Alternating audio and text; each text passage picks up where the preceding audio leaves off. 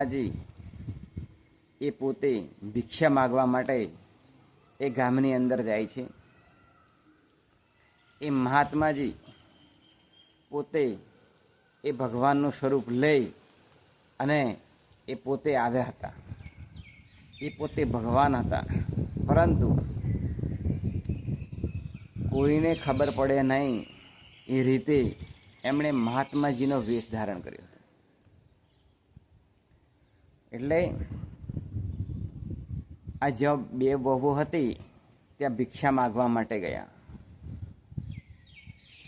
એટલે આ બંને વહુએ વિચાર્યું કે આ મહાત્માજી આપણા ઓગણે આવ્યા છે તો આપણે એમને જમાડીએ. પરંતુ જે આ મોટી હતી એ બહુ ઈર્ષ્યાળુ હતી. એટલે એણે રસોઈ બનાવી અને પછી આ મહાત્માજીને એ જમવા માટે બેસાડ્યા. અને જે નાની વહુ હતી એ મહાત્માજીને એ પંખો હોય એ પંખો એ નાખતી હતી અને મહાત્માજી એ રસોઈ જમતા હતા. એટલે આ જ્યાં નાની વહુ હતી એની આંખોમાં પાણી નીકળતું હતું.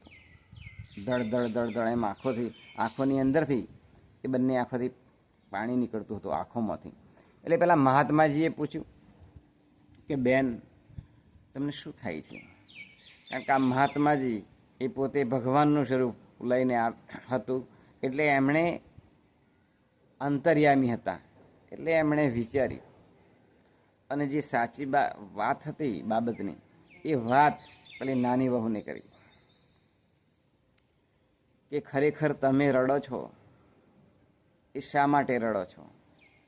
કે તમને એમ કે મને જમાડવાનો લાભ એ મળ્યો નથી. મહાત્માજી કહે છે નાની વહુને કે તમને મને જમાડવાનો લાભ મળ્યો નથી એટલે રડો છો ને? એટલે નાની વહુએ કહ્યું કે હા, હું એટલે જ રડું છું. અને તમે આ જે મોટી વહુ છે એણે રસોઈ બનાવી છે તે ખૂબ વખાણીને ખાવ છો.